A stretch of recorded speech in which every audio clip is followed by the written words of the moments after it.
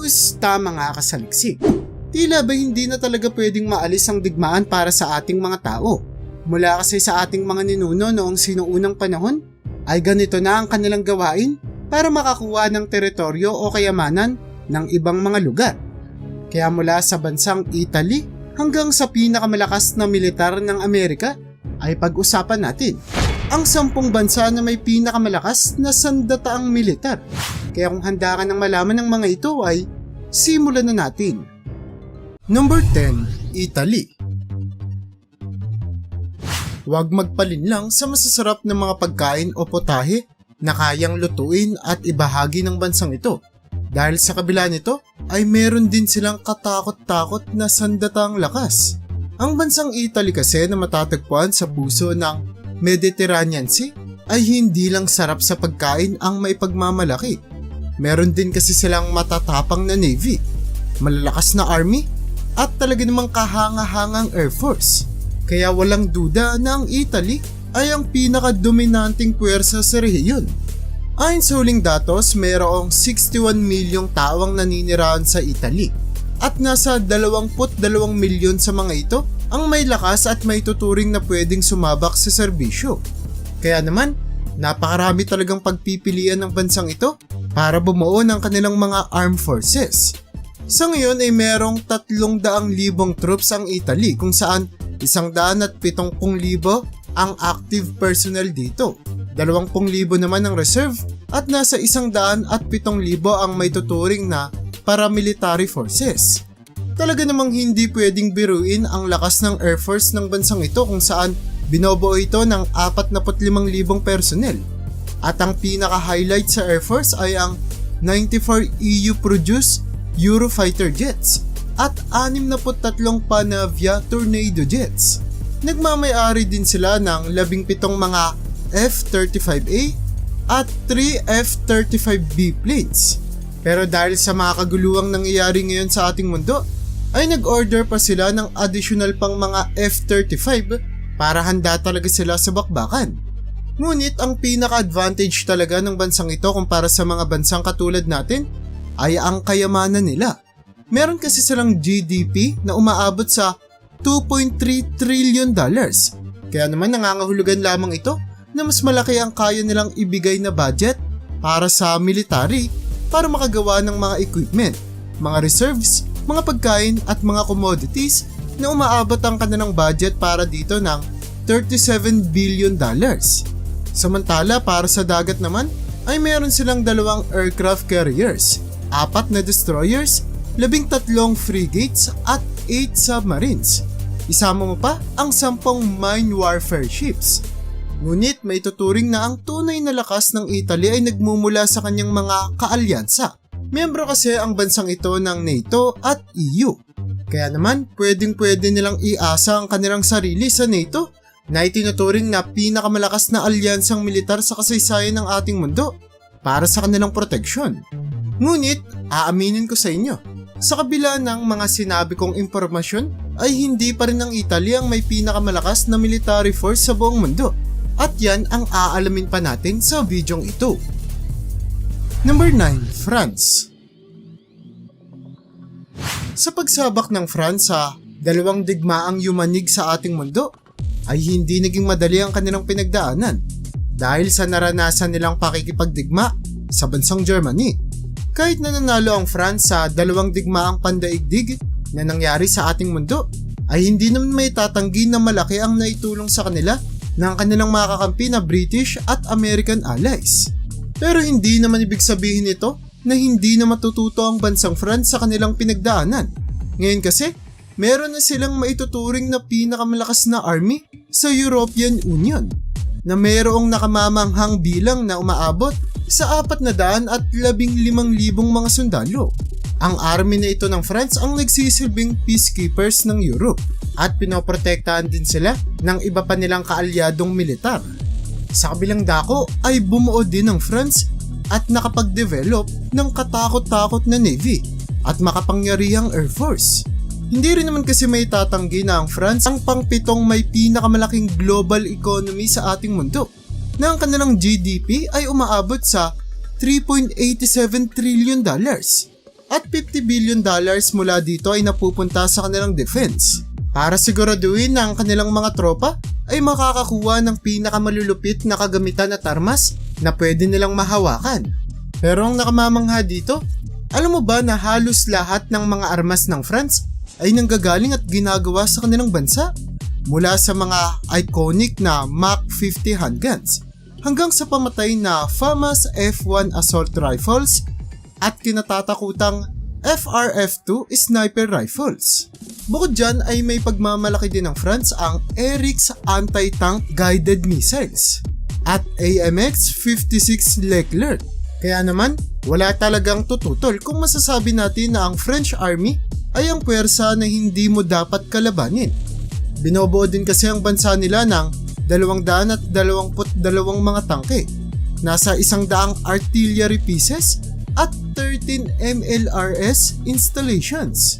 Masasabi man natin na medyo mas malupit pa rin ang armas panghimpapawid ng bansang Italy, ay dapat naman natin respetuhin ang mga aircraft carrier ng France katulad na lamang ng 3 helicopter carriers, 10 destroyer, 11 frigates, 9 na submarine at 17 mine warfare vessels.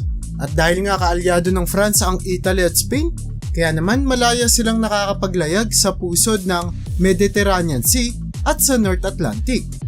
Ayon sa mga eksperto, ang pinakakayang may pagmalaki ng France para sa kanilang bansa at armed forces ay ang kanilang Air Force. Nakaramihan sa mga ito ay sila mismo ang nag-produce.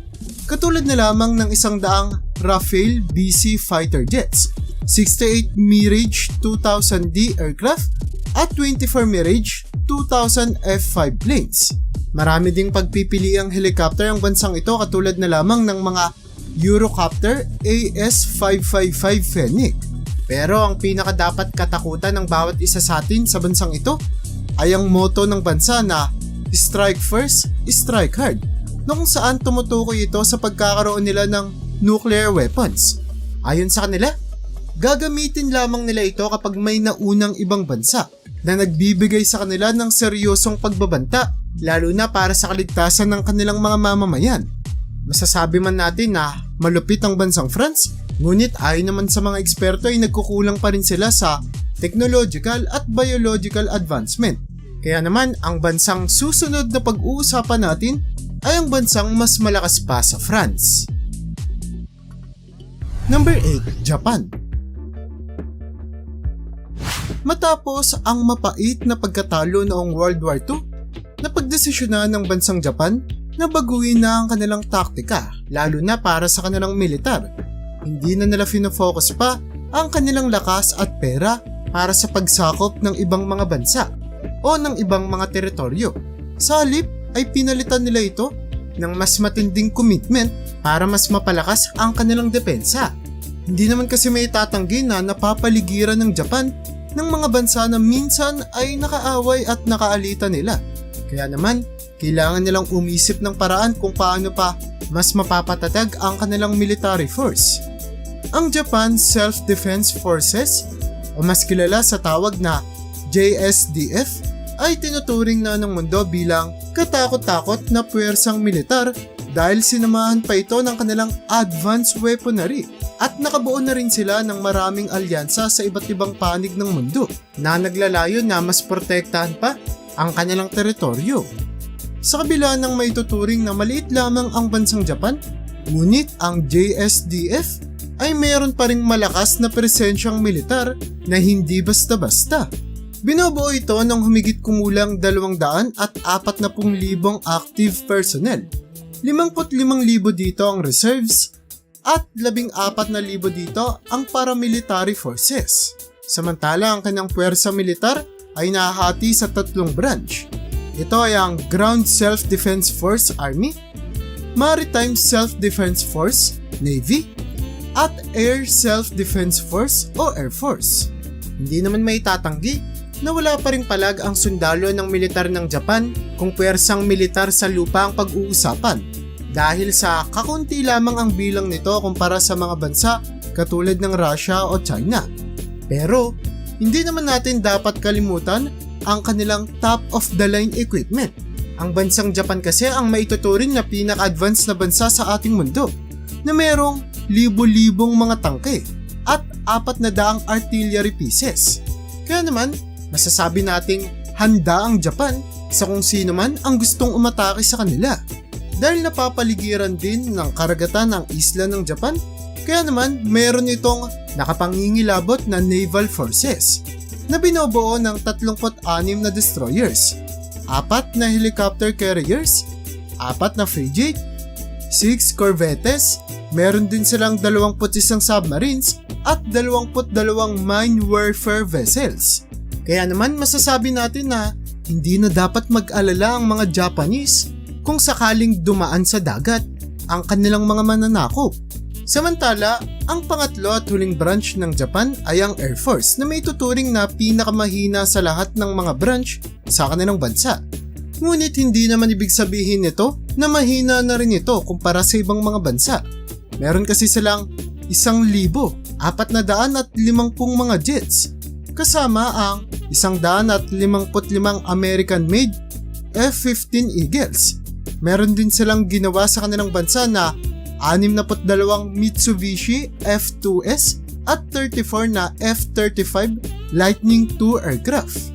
Sapat na ito para mapanatili nila ang kontrol sa kanilang nasasakupan na airspace. Binubuo din ang Air Force ng mga attack planes, special mission jets, tankers, helicopters at attack helicopters na bumubuo sa isang nakapangingilabot at nakamamanghang aerial arsenal. Pero hindi rin naman maiiwasan ng bansang Japan ang kontrobersya dahil nito lamang nakaraang mga taon ay nilusob ng Russia ang bansang Ukraine na kilalang kaalyado din ng bansang Japan. Ngunit dahil pinangako ng bansang Japan at nakasulat sa kanilang konstitusyon simula noong ikalawang digmaang pandaigdig na hindi na sila sasali pa sa kahit na anong uri ng digmaan na hindi sakop ng kanilang teritoryo. Kaya naman marami ang nagtataka at nagsasabi na baguhin ng Japan ang kanilang konstitusyon kung gusto talaga nilang bumuo ng totoong alyansa at wag lamang ang sariling teritoryo nila ang kanilang isipin. Ninanais ng kanilang mga kaalyado na magpadala din sila ng tulong sa Ukraine, lalo na sa dami ng mga makabagong teknolohiyang armas ang meron sila. Number 7. Pakistan.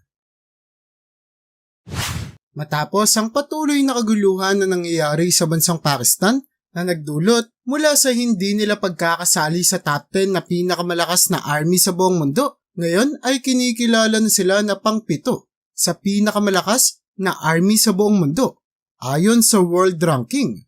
Hindi naman masasabi kung maganda o mabuting bagay ba ito para sa kanilang bansa. Ngunit ayon sa mga eksperto ay hindi na ito sorpresa dahil kasi sa pinakakilalang kalaban ng Pakistan, ang bansang India, nagdulot ito para kailanganin ng bansang Pakistan na gumastos ng mas malaki para sa kanilang depensa dahil palala na rin ng palala ang tensyon at kaguluhan na nangyayari lalo na sa partikular na rehiyon ng Kashmir. Kaya naman wala nang choice ang Pakistan kundi mas palakasin pa ang kanilang militar. Ang unang ginawa ng Pakistan ay tinaasan nila ang budget para sa military kung saan umangat ito ng $7.5 billion. Pinalawak at pinalakas pa nila ang lahat ng branches ng kanilang armed forces. Kaya naman sa kasalukuyan ay binubuo na ang kanilang lakas militar ng nasa 1.7 million personnel na nahati sa 4 na mga branch. Ang branch ng army ang may pinakamalaking pagbabago at karagdagan sa lahat kung saan meron na itong kagulat-gulat na 1.3 million na mga troops na nagdulot para mapasali sila sa pangatlong pinakamalaking army sa buong mundo.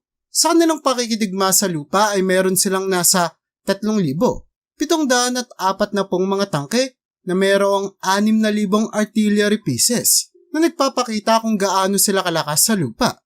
Ngunit pagdating naman sa kanilang kapangyarihan sa ere, masasabi natin na hindi ganoon nakakatakot ang Pakistan kung ikukumpara sa malalaking mga bansa dahil meron lamang silang 1,413 mga jets. Kasama na dito ang kanilang 363 fighters.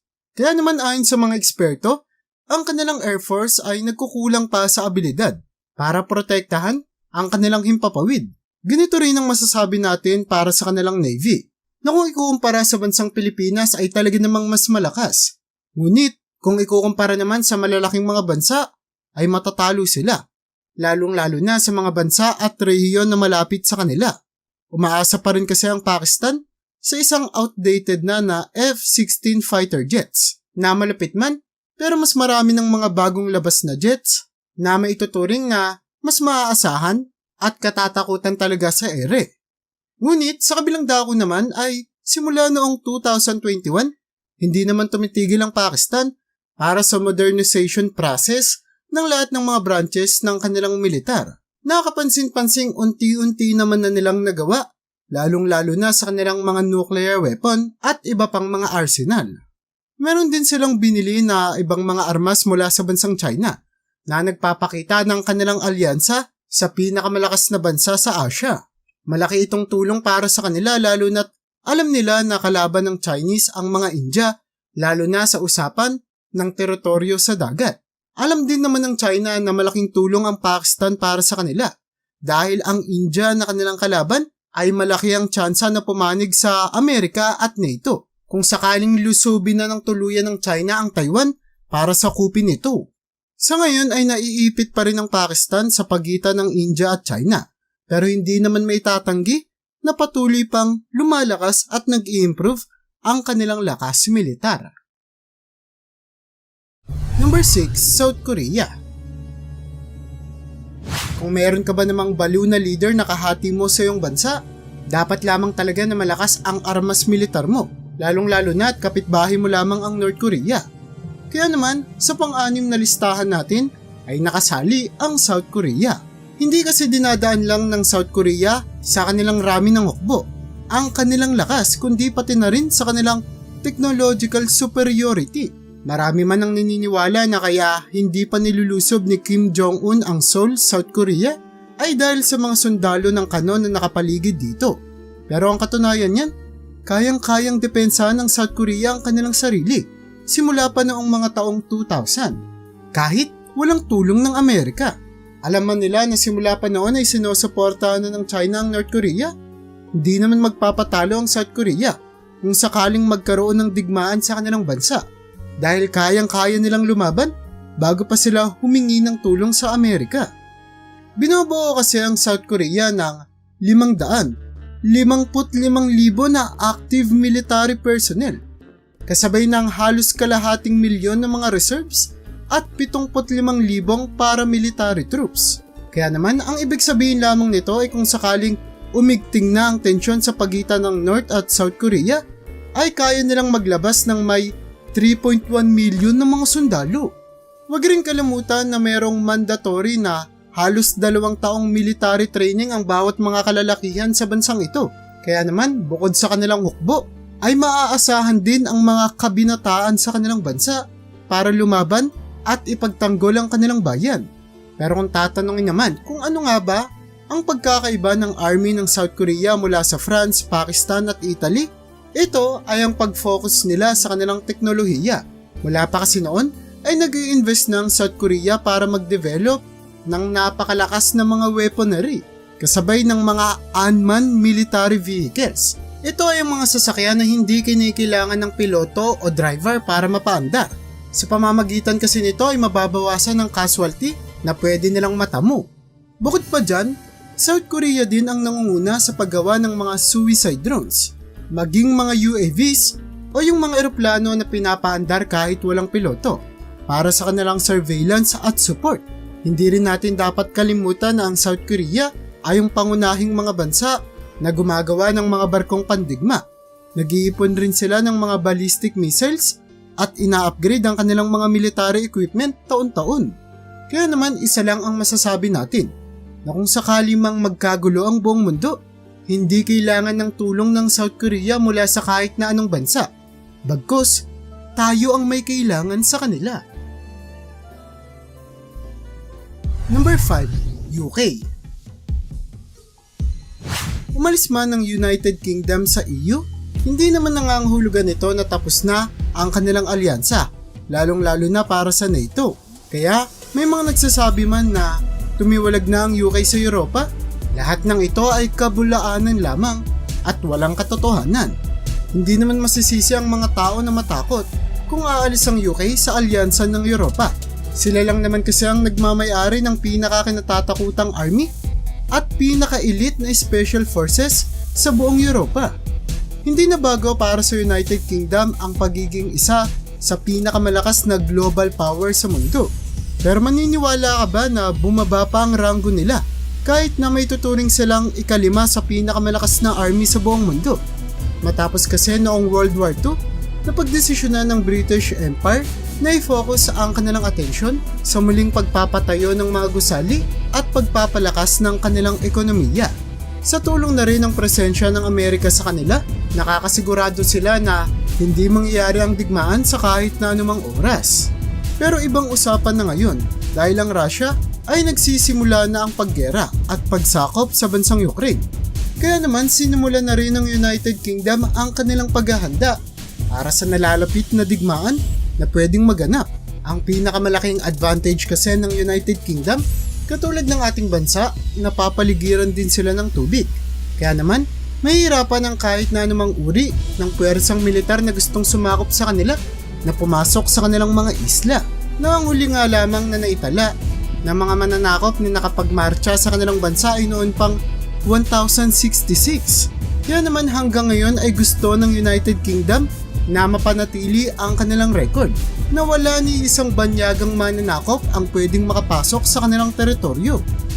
Alam naman na siguro nating lahat na napakayaman ng bansang ito na mayroong $3 trillion sa kanilang ekonomiya at ang binibigay na budget nila para sa military ay umaabot sa tumataginting na $50.2 billion. Hindi man ganoon karamihan ang puwersang militar ng bansang ito na umaabot lamang sa 200,000 na active military personnel at 37,000 reserves, ay hindi naman dapat maliitin ang training, dedikasyon at teknolohiya na binubuhos nila para sa militar. Ayon kasi sa mga eksperto, ang pinakamalaking asset ng British Army ay ang pagkakaroon nila ng mga nuclear weapons na kayang magdulot para sumabog ang isang bansa sa isang pindutan lamang. Meron ding napakalakas na navy ang bansang United Kingdom na mayroong 2 aircraft carriers, 6 na destroyers, 12 frigates, 10 submarines at 9 na mine warfare ships. Kaya naman wag mo talagang bibiruin ang United Kingdom pagdating sa kanilang kapabilidad na protektahan ang kanilang teritoryo. Pero hindi ito alam ng bansang Argentina at nalaman lamang nila ito sa pinakamapait na paraan. Noon kasing 1970s ay sinubukan nilang atakihin ang isa sa mga teritoryo ng United Kingdom na Falklands. Ang hindi alam ng Argentina ay may itinatago pa palang mas nakapangingilabot na armas ang United Kingdom kumpara sa kanilang mga nuclear weapon. At ito ay ang kanilang mga special forces. Nakaharap kasi nila ang SAS na itinuturing na pinaka-nakamamatay at pinaka-elite na military force sa mundo na kayang pabagsakin ang kahit na sino mang army na kanilang makasagupa. Pero sa kabila ng mga malulupit at maangas na katangiang ito ng United Kingdom, alam mo ba na kinakahiya pa rin nila kung gaano na nanghina ang kanilang armas militar? Dahil kung ikukumpara nila ito sa kasaysayan ng bansa, mas malakas pa rin ang armas militar na pinanghawakan ng United Kingdom 100 taon na ang nakararaan. Number 4, India. Ngayon ay papalapit na tayo ng papalapit sa listahan ng mga bansa na maituturing na mayroong heavyweight na military powers. Ang susunod na mga bansang ito ay ang maituturing na pinakakinatatakutan na sandataang lakas sa ating mundo, na walang kahit na anong bansa sa ating mundo ang kayang makatalo sa kanila nang hindi nanghihingi ng tulong mula sa iba. Kaya naman, mula sa pang-apat sa ating listahan ay tignan natin kung gaano nga ba kalakas ang bansang India. Maraming kumikwestiyon sa kung ano nga ba ang totoong intensyon ng bansang India. Nakakakuha kasi ng benepisyo ang bansang India mula sa Amerika dahil sa military at financial aid na ibinibigay ng Amerika. Ngunit sa kabilang dako naman ay miyembro ang India ng BRICS kasama ang bansang Russia na kilalang kalaban ng USA. Ibig sabihin lamang nito ay parehong kaalyado ng bansa ang mga superpowers na kilalang pinakamagkatunggali na Russia at Amerika. Bukod pa dyan ay kamiyembro din nila sa BRICS, ang bansang China. At marami pa silang iba't ibang mga issue tungkol sa sakupan ng teritoryo sa kanilang kalapit na mga reyon katulad ng Kashmir at Himalayan Heights. Kaya naman ayon sa mga eksperto ay hindi dapat pagkatiwalaan ng bansang ito dahil hindi malinaw kung ano nga ba ang totoo nilang intensyon na baka sa hinaharap ay gusto rin nilang gumawa ng sarili nilang kamandag at matinding impluensya para sa ikabubuti ng kanilang bansa. Pero kung lakas militar lang ang ating pag-uusapan, binubuo lang naman ng India ng nasa 5.1 million personnel army na nagdulot para magkaroon sila ng pangalawa sa pinakamalaking force sa buong mundo. Nasa 1.45 million dito ang mga aktibong sundalo, 1.15 million dito ang reservist at ang natitirang 2.5 million ay mga paramilitary units na handang sumabak sa gera anumang oras na ipatawag sila. Kaya naman, masasabi natin na ang pinagmumulan ng lakas ng India ay ang kanilang dami sa populasyon o dami ng mga tao na pwede nilang isabak sa labanan. Meron kasing 1.4 billion na mga tao sa India. Kaya naman, sila ang may pinakamalaking populasyon sa buong mundo. At halos kalahating bilyon sa mga tao nila ay may hustong lakas na pwedeng magamit sa militar kung sakaling kakailanganin. Pero kung usapang armas pandigma naman, binubuo ang bansa ng India ng 5,000 mga tangke. Napakalakas na Air Force na mayroong 2,210 planes, kasama na dito ang 577 na fighter jets at 130 dito ay attack type planes. Meron din silang 807 mga chopper at 36 na attack helicopters. Hindi rin pwedeng maliitin ang kanilang navy. Dahil katulad ng ibang mga bansa, meron din silang 2 aircraft carriers, 11 destroyers, 12 frigates, 19 na corvettes, 18 submarines at nasa 100 na iba pang mga military vessels. Pero ang isang problema na kinakaharap ng bansang India ay ang may tuturing nilang mga outdated na teknolohiya. Kaya naman marami man ang bilang ng sandataang lakas nila, ay pang-apat lamang sila sa pinakamalakas na army sa buong mundo. Gumagamit pa rin kasi sila ng mga outdated na T-series Soviet tanks, katulad na lamang ng BM-21 at Smerch 9K-58 MBRI artillery, na kung saan ang mga sasakyan at armas na ito ay ginamit pa ng Soviet Union era. Meron naman silang may tuturing na mga moderno ng domestic tanks at iba pang mga sasakyan. Ngunit hindi naman ito sapat para mapantayan nila ang mga superpowers na pag-uusapan pa natin sa listahang ito. At kung ikukumpara sa ibang mga superpowers na bansa, masyado nang makaluma ang kanilang mga ginagamit na sandata. Ganito rin ang pwede nating masabi tungkol sa kanilang Air Force. Kalahati kasi sa mga fighter jets nila ay mga outdated Russian Su-30 MKI, habang may mga natitira na lamang ng mga 36 na mga fighter jets na Dassault Rafale. Pero sa usapang diplomasya naman, napagtanto na ng India na hindi sila pwedeng maglaro ng apoy sa dalawang pinakamalakas na bansa sa ating mundo. Kaya naman sa pangunguna ni Prime Minister Modi, gumawa siya ng isang napakatapang na hakbang kung saan mas lalo niya pang pinalawak ang alyansa ng bansang India para sa Amerika, Great Britain at Australia. Hindi lamang ito makatutulong sa kanila para magkaroon pa ng mas modernong mga military equipment, pero makatutulong din ang alyansang ito para malabanan ang mga bansa katulad ng China at Pakistan na matindi nilang kalaban. At kung tama ang pagbabalasa na ginagawa ng India, maaaring makuha na nila ang mga teritoryo ng bansang ito pagdating ng panahon. Number 3. China. Masakit man ito tanggapin para sa ating mga Pilipino, pero talaga namang wala tayong laban sa bansang China, na sa ngayon ay itinuturing na isa sa 3 pinakamalakas na bansa na mayroong armas militar sa buong mundo, at nagawa lamang nila ito sa loob ng ilang dekada sa pamumuno na rin ng kanilang presidente na si Xi Jinping. Naglaan kasi sila ng pangalawa sa pinakamalaking budget sa buong mundo para sa kanilang depensa, at patuloy pa nilang ginagawang moderno ang kanilang teknolohiya at mga military advancement. Kaya naman may tuturing talaga silang formidable force na handang tumapat sa kahit na anong bansa na gusto nilang labanan. Ang isa sa mga aspeto na talaga namang may pagmamalaki ng Chinese military power ay ang kanilang napakalaking bilang.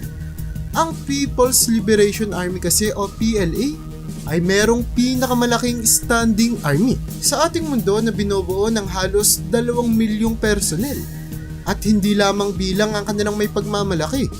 Bawat isa kasi sa mga sundalo nila ay sumailalim sa matinding training, edukasyon at galing sa pakikipaglaban para sa kahit na anong oras ay kaya nilang sumabak sa labanan. Katulad ng nabanggit natin kanina, bukod sa dami ng bilang ng mga personnel o sundalo ng China, ay nag-i-invest pa rin ang China para sa kanilang advanced military technologies. Hindi naman nabago sa atin kung ano ang ginagawa ng bansang ito para gumawa ng mga sophisticated weaponry, katulad na lamang ng mga ballistic missiles, stealth aircraft at naval assets. Talaga namang problema ito para sa bansang Pilipinas dahil kasabay ng paglaganap ng kanilang teknolohiya, partikular na ang People's Liberation Army Navy ay mas lalo lamang lumawak kung saan ay nakapag-acquire sila ng mga modern warships, mas maraming submarines at ilang mga aircraft carriers para patuloy na depensahan at ipagmalaki ang kanilang maritime power, lalong-lalo na sa pinag-aagawang South China Sea at West Philippine Sea. Bukod pa doon ay hindi naman nagpapahuli ang China sa pagpapakita nila ng kanilang commitment tungkol sa space exploration at militarization, kung saan ay nagtagumpay na nga sila sa kanilang mga ginagawang space missions at nagpadala sa kalawakan ng mga satellite network. Isa lang kasi ang gustong ipakita ng China, na hindi lamang sila magpapatalo sa dagat, himpapawid o maging sa kalupaan, kundi ay kaya rin nilang makisabay sa space o kalawakan. Pero kung iniisip mo na tanging sa teritoryo lamang sila nagpapalakas, ay siguradong nagkakamali ka dahil sinusubukan na rin nila ang iba't ibang mga estratehiya para kumalat ang kanilang impluwensya sa iba't ibang bahagi ng ating mundo, kung saan sa pamamagitan ng pakikipagkalakalan at pagtulong sa mga mahihirap na bansa ay naipapakita nila ang kanilang kapabilidad na maging tagasunod ng mga mas maliliit na bansa na may mas maliliit na ekonomiya rin. Napakarami pang questionabling ginagawa ang China, kaya naman mariin silang tinututukan ng international community para makita kung ano ang susunod nilang mga hakbang. Pero iisa lang ang sigurado ayon sa mga eksperto, na kung sakaling gawin na nga ng China ang matagal na nilang binabalak na pagsakop sa bansang Taiwan, ay maaaring mas umangat pa ang kanilang pwesto sa mga bansang may pinakamalakas na militar sa ating mundo. Pero sa ngayon, ang matinding kaalyado ng bansang China na Russia ang pumapangalawa sa ating listahan. Number 2, Russia. Siguradong maraming magugulat na magpasa hanggang ngayon, pumapangalawa pa rin ang Russia sa may pinakamalakas na sandataang militar sa buong mundo. Marami naman kasi ang nakakaalam na bumabagsak na ang ekonomiya ng Russia dahil sa natamo nilang mga sanction mula sa iba't ibang mga bansa dahil sa sinimulan nilang digmaan laban sa Ukraine. Hindi man nila tuluyang nasakop ang kapital ng Ukraine sa loob ng 3 araw katulad ng sinasabi ni President Putin, hindi naman maitatanggi na nakasakop na sila ng napakalaking teritoryo sa bansa at nagawa na nila itong depensahan sa loob ng ilang mga buwan. Ngunit ayon sa mga eksperto ay maaaring lisanin din ng Russia ang mga teritoryong kanila nang nasakop sa Ukraine dahil sa patuloy na pag-arangkada ng Ukraine sa digmaang ito. Pero hindi naman may tatanggi na naipakita ni Putin ang lakas ng kanilang militar at kung gaano sila kadelikado. Sa ngayon ay hindi pa nababaliw si Putin at hindi pa niya nilalabas ang pinakamalaking nuclear weapon arsenal na meron ng bansa. Kaya sa ngayon ay magpasalamat na lamang muna tayo. Pero bakit nga ba tuluyan ding babagsak ang Russia sa loob ng ilang mga taon? At paanong hindi na sila makakasali sa 10 mga listahan ng may pinakamalakas na army sa buong mundo? Well, ito ay dahil nga sa natatalo na sila sa labanan. Base kasi sa huling mga engkwentro nila sa Ukraine, mga outdated na Soviet relics lamang ang ginagamit nila sa battlefield. na nagpapakita lamang na ang kanilang mga modernong armas ay tuluyan ng nasira o di naman kaya ay inabandona na nila dahil wala silang mga tao na may sapat na kakayanan upang mapaandar ito. Masasabi man natin na pangalawa sila sa pinakamalakas na army ngayon sa buong mundo, ngunit tila ba malapit na ang mapait nilang katapusan. Dahil kasi sa digmaang ito ay nakita natin na walang kapabilidad ang bansang Russia na kontrolin ng mga teritoryong sinasakop nila dahil na rin sa iba't ibang mga problema na kinakaharap ng kanilang bansa katulad na lamang ng korupsyon at pagkaubos ng kanilang resources dahil sa gerang kanilang sinimulan. Kaya naman masasabi man natin na mayroon pa ring napakalaki at malakas na bilang ang Russia, ay hindi naman ito sapat para manalo sa anumang digmaan na kanilang sinusuong. Sa ngayon kasi, lahat ng mga armas na ginagamit ng Russia ay sila lamang ang gumawa at bumuo. Masakit man para kay President Putin, pero kailangan nila ang makabagong teknolohiya na ginagawa ng Amerika para kahit papaano ay makalamang sila sa gera. Pero sa kasamang palad para sa kanila, binan ng Amerika ang pagpapadala ng kahit na anumang uri ng armas sa kanila na nagdulot para umasa na lamang sila sa mga luma at outdated nilang mga military equipments. Kaya sa kabuuan ng listahang ito at sa patuloy na pag-uusap natin sa mga pinakamalalakas na bansa sa ating mundo, wala talagang magandang balita para sa Russia. Kaya naman maraming mga eksperto ang nagsasabi na hindi na nakakagulat kung pagkatapos ng taon na ito ay hindi na sila papangalawa pa sa pinakamalakas na army sa buong mundo o baka nga ay hindi na sila mapapasali sa 10. Samantala, habang natatalo naman na ang Russia at bumabagsak na siya sa pwesto ng mga superpower na bansa, hindi naman may tatanggi na mula noon ay wala nang nakatalo sa Amerika na may pinakamalakas na militar sa buong mundo na talaga namang liyamado sa kahit na anong aspeto. Number 1. USA. Sorpresa pa ba na USA ang may pinakamalakas na military sa buong mundo? Bukod kasi sa katotohanan na sila ang may pinakamalaking military budget sa buong mundo na umaabot sa $877 billion, ay wala ring makakatalo sa pinoproduce nilang mga armas militar mula sa kanilang Navy at Air Force. Manliliit kasi ang kahit na sinong mga bansa sa 13,300 na mga eroplano ng Air Force ng Amerika, na kung saan 2,000 dito ay mga fighter jets. At karamihan sa mga ito ay may tuturing na state-of-the-art F-22A Raptors.